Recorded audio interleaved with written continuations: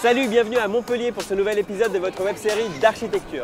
Je vous emmène aujourd'hui au domaine d'eau, pas très loin d'ici, à la découverte du théâtre Jean-Claude Carrière conçu par l'agence A+ Architecture. On va en faire le tour en seulement 3 minutes. Un instantané d'architecture, c'est l'instant archi.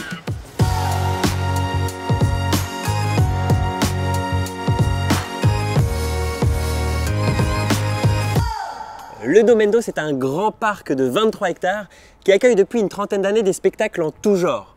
Jusque-là, ces spectacles ils prenaient place soit dans un petit théâtre de 200 places, soit en extérieur dans ce grand amphithéâtre de 1800 sièges, d'où la volonté de construire en 2013 une salle intermédiaire de 600 places, le théâtre Jean-Claude Carrière. Au milieu d'un tel environnement, l'agence A+ Architecture a donc conçu ce grand pavé en bois, pour mieux s'intégrer à la Pinède, mais aussi pour minimiser l'empreinte de la construction. Les 640 panneaux qui ont été assemblés, si on voulait, on pourrait presque aussi facilement les démonter et remettre le lieu dans son état initial. Allez, pour l'heure, il est bien en place et je vous invite à y rentrer.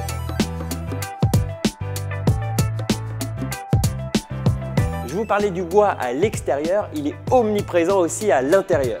Tout comme la figure du losange que l'on retrouve partout. Des losanges de toutes les couleurs sur la façade, clin d'œil sans doute au costume d'Arlequin, mais des losanges également structurels qui soutiennent la verrière du hall d'accueil et l'inondent de lumière naturelle, comme pour nous faire mieux voir ce grand volume qui s'étend sur toute la hauteur du bâtiment avant de plonger dans l'obscurité de la salle de spectacle. Pour ce qui nous concerne, faisons d'abord un petit détour par les coulisses.